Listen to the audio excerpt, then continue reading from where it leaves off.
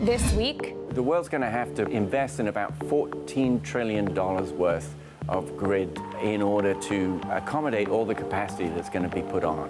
Connecting the dots to turn on the lights. If countries around the world want to meet their renewable targets, they're going to need a reliable way to deliver clean energy. We look at some of the solutions. The United States simply doesn't have the same kind of transmission infrastructure to move power around. And that's really going to be a problem going forward. The United States is in the midst of an energy transition. But how do we move an entire country's power grid from fossil fuels to a cleaner alternative? What we're contributing here is the potential to grow. So essentially, no one is left behind in the race to development, in the race to making our energy more green. And what about people off the grid? We look at one company helping rural communities power themselves. I'm Kaylee Lines, and this is Bloomberg Green.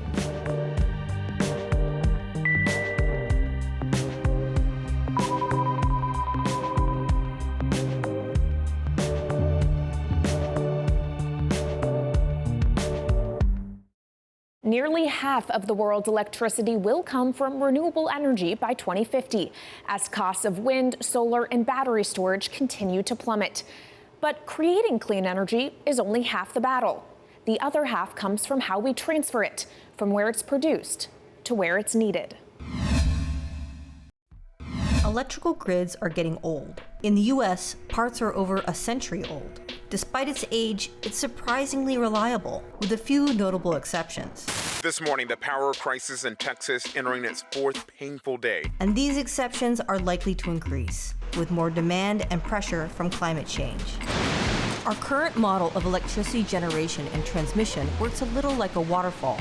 The generator sits at the top, be it fossil fuel powered, nuclear, hydro, or from renewables. The electricity flows down into substations that use transformers to convert the energy into practical voltages, which sends it via wire to homes and businesses.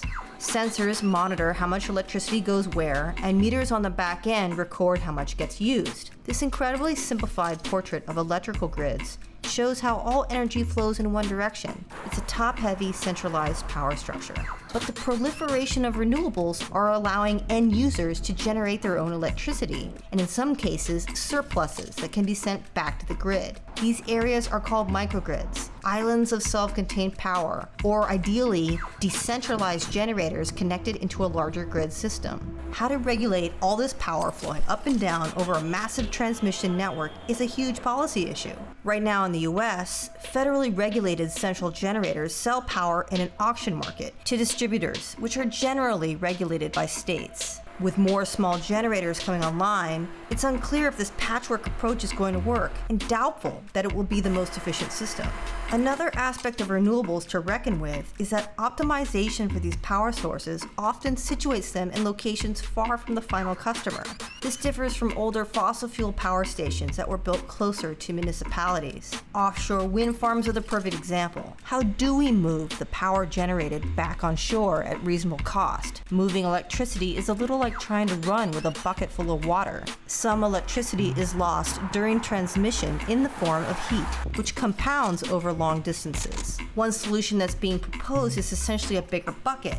Giant, ultra-high voltage direct current cables that would connect power grids internationally. An added advantage would be that renewables, if given transmission capacity, could power the dark side of the Earth while the flip side is in sunshine, further reducing our reliance on fossil fuels to provide constant energy. The cost of building this massive infrastructure project will be huge, and regulating it will take perhaps more international cooperation than ever seen before. Well, ever since President Xi Jinping pitched the idea of a global energy internet to the United Nations 6 years ago, China has been trying to persuade the world to build high-voltage highways that would form its backbone. That plan to wrap the planet in a web of intercontinental made-in-Beijing power lines has gone pretty much nowhere. But the fortunes of so-called supergrids appear to be turning, just maybe not on the scale Xi first envisioned. Joining me now is Mark Champion, Bloomberg's senior reporter for international affairs, who has been covering this story for us. So China's all over this. Why, and should that concern anyone? Well, yeah, it's a good question. I mean, the main reason why China's done it is that they had to develop their grid at such a pace, just because of the scale of growth in China over the last couple of decades. And they were trying to knit together some pretty shaky grids in order to really get power to all those factories that were manufacturing everything for the world. And more recently, what they've started to do is to say, hey, if we have a large renewable energy, solar or wind plant or farm that's going producing electricity out in Tibet. So what they've done is to develop these really long lines, longer than anyone else has developed before, at higher voltages than anyone else has developed before, and they've connected them up.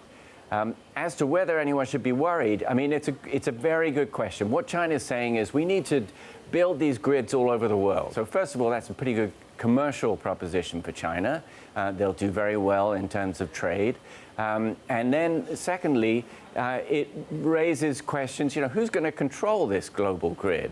Who's going to set the standards? And does that matter? And for some people, it does. They worry that it'll be a little bit like when the U.S. built the global financial system after World War II, and that, it's not like the U.S. owns the financial system, the global financial system. Everybody takes part in it, and yet it gave the U.S. enormous influence, and we've discovered that more and more quite recently. So there's some concern about that. These ideas aren't new. They have been around for a long time, but there were barriers in the past to getting them built at scale. Why would this time be different? Yeah, absolutely. It's these things are not popular. These are huge cables. Often they're overground, and they have to go through a lot of people's backyards. So it's not popular for that reason. Very difficult, more difficult in a democracy where people get to decide whether they want them going overhead. And on top of that, countries aren't generally crazy about volunteering to depend on another country for electricity. With oil, if you don't have oil, you kind of have to. You have to buy your oil from Saudi Arabia or the US or elsewhere. With natural gas, you may have to buy it from Russia because you don't have your own. But with electricity, you can build your own plant. Everybody's got some sun, everybody's got some wind. Some have more than others, but you can do it yourself. So in general, it hasn't been absolutely necessary. It was something that, for example, the European Union did after the war to build a sort of more competitive, a bigger grid. And it's good for making sure that, as with Texas this winter, if you have some major problem in your grid, you can turn on the tap from another one and borrow some electricity, buy some electricity, and it means that you don't have to shut off the lights. What's changed now is that with renewables, if you have a big coal plant, you can just sit it next to the city you want to serve. If you have renewables, offshore, like the UK has been building some huge offshore wind farms in the North Sea. If you want to develop that, you can't do it next to London. You have to put your offshore wind where the wind is, which in this case is offshore. If you look at just how much the climate targets imply that countries are going to have to increase the amount of electricity that they produce and to generate, well, they're going to have to get that from somewhere. A lot of it will be micro-produced on people's roofs, in small utility plants close to cities. But that probably isn't going to be enough. So if I'm looking for renewable energy solutions, are cables my answer? They're one answer, and not everybody believes that they are the best answer. For some, they're a kind of old school, old think way of producing energy because it's kind of centralized. The Chinese love this because it's centralized. You can control it centrally. You're building huge utility scale power centers, which are it's like a renewable nuclear plant or a renewable coal plant.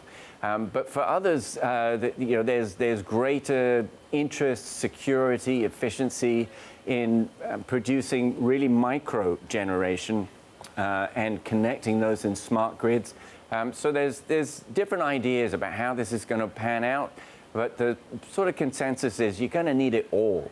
the amount of power that we're going to need to generate, in addition to what, I think Bloomberg New Energy Finance has estimated that the world's going to have to invest in about $14 trillion worth of grid in order to accommodate all the capacity that's going to be put on. And some of that is likely, it's pretty certain, we can see it happening now, that it's going to be these big cables. The question is, how much? All right, Mark Champion, Bloomberg senior reporter for international affairs. Thank you so much. And you can read Mark's Business Week piece in full on your terminal or on Bloomberg.com. Coming up, the road to clean energy. We all know we need to get there, but how? We'll speak to author Russell Gold on how to take the next steps on the path to green. Plus, we've looked at supergrids, but what about mini-grids? We'll explore the sustainable energy solutions powering rural communities. This is Bloomberg Green.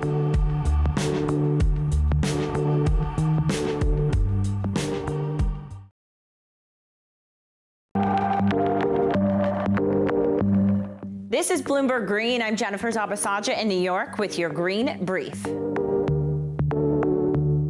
The G7 is dropping its target for electric vehicles. Instead, it's now only pledging to speed up efforts to phase out the combustion engine. But it didn't set firm dates. The communique at its latest summit was much more modest than some of the earlier versions under discussion. Oil giant Shell is planning to speed up its plan to cut emissions. It follows a ruling from a Dutch court saying the firm's plans weren't good enough. Shell still plans to appeal, but says it also wants to rise to the challenge posed by the decision. Shell is also eyeing a possible sale of its holdings in the largest U.S. oil field. Swiss voters shot down a plan to reduce the nation's carbon footprint. They rejected a higher levy on CO2 emissions after claims the measure was too costly.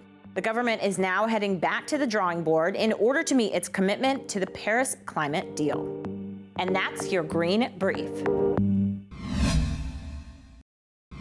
Thanks, Jen. Well, with the rise of solar, wind, and other renewable energy sources, humanity is racing along a path towards clean energy. We're already producing more and more of it, but there's plenty of barriers to overcome to get it where it needs to be. Our next guest is Russell Gold, and he charted the push to renewables in his book, Superpower, One Man's Quest to Transform American Energy. Russell, great to talk to you. So the issue is that you can create energy, you can harness it, then you have to transport it. Is that the biggest pain point? Absolutely. It's one of the largest problems right now in the deployment of renewables in the United States. The middle of the United States, the plains, are an incredible wind resource. The Southwest is an incredible solar resource, but that's simply not where people are, where industry is. And moving the electricity that can be generated there at extraordinarily low cost to the coast where most people live is just incredibly difficult. We don't have the infrastructure right now, and we're really struggling to build it. What does the infrastructure have to look like? Well, we're talking about our large transmission lines, mostly DC. I wrote about a group of entrepreneurs that were trying to build a direct current line. I mean, this is what's happening in China. It's what's happening in Germany. And the United States simply doesn't have the same kind of transmission infrastructure to move power around. And that's really going to be a problem going forward in the United States, because it's going to be more difficult to get access to the extraordinarily inexpensive renewables. And a bigger grid means that the grid is more robust, and frankly, it means it's more protected from things like a hack or any kind of other national security intrusion. But if the electricity itself is inexpensive, is investing in this kind of distribution infrastructure expensive?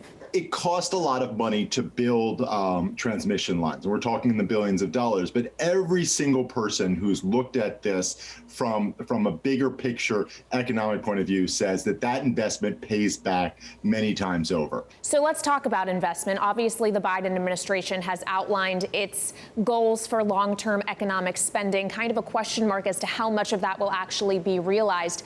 But from what you've seen, does it go far enough?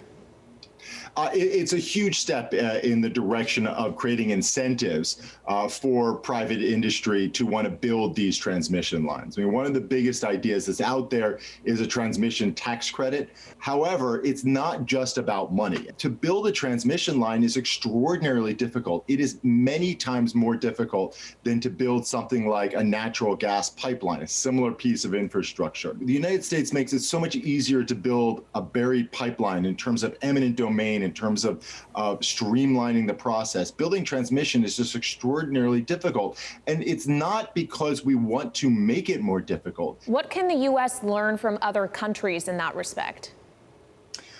Well, I think, getting back to this question of streamlining, one of the things that I think would be incredibly important is that right now, if you go to a place like Germany, if you go to a place like China, if you want to build, I mean, obviously in China, there's no, it's state run, but in Germany, if you want to build a transmission line, you have to meet certain environmental, certain social hurdles. You have to sort of prove, that the transmission line will not disturb too many people, et cetera. But you have ultimately a regulator you can go to get that answer. In the United States, you don't.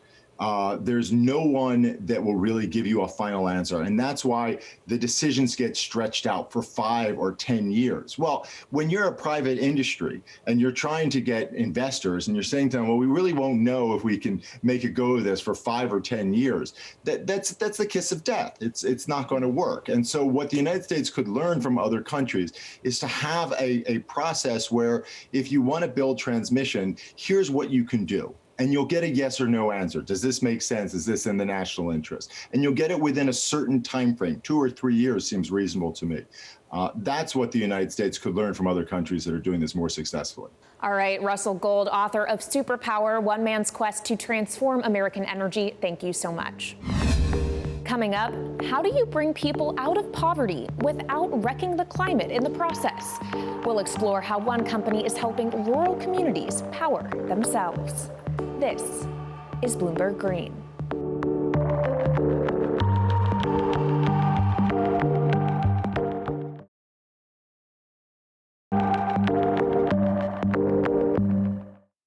From Bloomberg's headquarters in New York, I'm Kaylee Lines, and this is Bloomberg Green.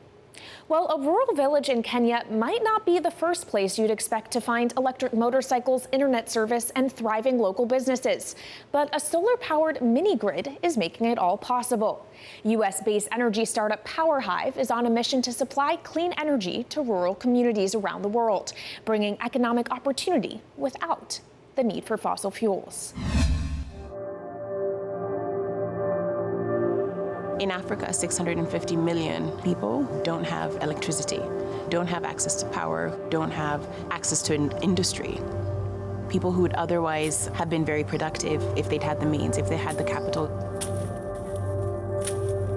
It's really important that we don't lose sight of these people in our bid to grow our economies and become more industrialized.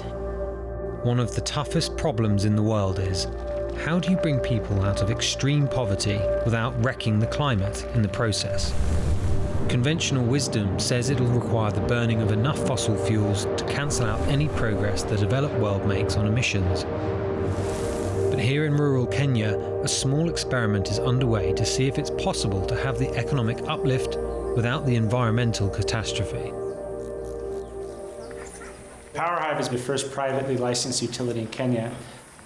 We currently operate about 25 village-level microgrids. We're generating our power from solar. We're storing that energy in batteries. When I started in this business 20 years ago, the price per watt of a solar panel was $5, $6. Now it's 20 cents. It's opened up a huge opportunity in Africa to deliver energy. A micro or mini-grid like the ones built by PowerHive is a power system that supplies enough electricity for a small community. Schools and homes get electric light and internet service. Agricultural labour like maize milling doesn't have to be done by hand anymore. Electric pressure cookers eliminate the need to chop down trees or burn charcoal to make meals. All of these things raise the standard of living, but there's one big problem. When we first came into Kenya, we quickly realized that our consumers are too poor to pay for energy. Mini grids have been around for a long, long time. The problem is that there hasn't been an economic model to support the long-term operations of these grids. It forced us to have to think about how we can support our customers in generating enough income that they can sustain themselves, and then also create a good energy customer for us as a business. In most rural communities in Kenya, subsistence farmers would keep maybe 20 chicken, and these would be primarily for eggs they might sell or consume themselves, really. But electricity, along with some startup capital from PowerHive, has changed all that. Powered appliances like heat lamps and incubators can transform chicken rearing into a profitable business. It's a virtuous cycle for PowerHive. They give their customers the money and guidance to start businesses that use their electricity. And then a portion of the income from those businesses pays for the electricity. Kama wamama vile tuko kikundi hivi, tunapata hela ambayo inatusaidia kununua vitu za nyumba. Hasa tena zinachangia kununua hata chakula. Unapata kama uko na kakipo umejiwekea ya hii kutokana na huu mradi, unalipia mtoto kidogo, ingine unampea kama kipa yake ya kuenda kujiendeleza huko shule. You'll also find that community members who do see successful businesses get inspired to do that themselves. And all of that wouldn't have happened if they hadn't had the exposure or understood how it can be done or that it can be done. Recently, PowerHive has invested in a new business, leasing electric vehicles to people in the villages and in nearby Kisii town. My name is Brian Adoyo. I'm running the ground operations for this EV project in this region of Kenya. What we're trying to do here is convert all conventional bikes from petrol engines to electric motors. Beyond just getting from place to place, motorbikes are key to generating income in this region, where they're often used as taxi vehicles or for transporting goods to market. And while making the switch from gas to electric is obviously cleaner, there are some more tangible benefits as well. Maintaining electric bikes is way more cheaper than maintaining a conventional bike in terms of servicing. Electric vehicles, they have fewer moving parts. They don't require oil. You know, here, people are spending around $10 every 2 weeks for the maintenance costs. So if we can save somebody $1 or $2 a day, it's a very, very big deal. It's still early days for mini-grid companies like PowerHive, and it remains to be seen how big the industry's impact can be. A study by Bloomberg NEF found that electricity from solar hybrid mini-grids is still expensive for many rural customers, and the sector suffers from a lack of investment. Meanwhile, large-scale renewables are booming. Bulk solar and wind are the most competitive new sources of energy in most of the world today. But with hundreds of millions of people still living beyond the reach of major grids, there's a massive opportunity to improve lives without the climate paying the cost. Our business model, if it works, can really change what development means. And what we're trying to do is create a model that can be deployed anywhere in rural communities across the globe. We have hundreds of millions of people that are going to be joining the modern economy. And these customers cannot do so in a carbon unfriendly way. And here in Kenya, we're showing that you can sort of create this model, which we hope is actually going to serve Africa for generations.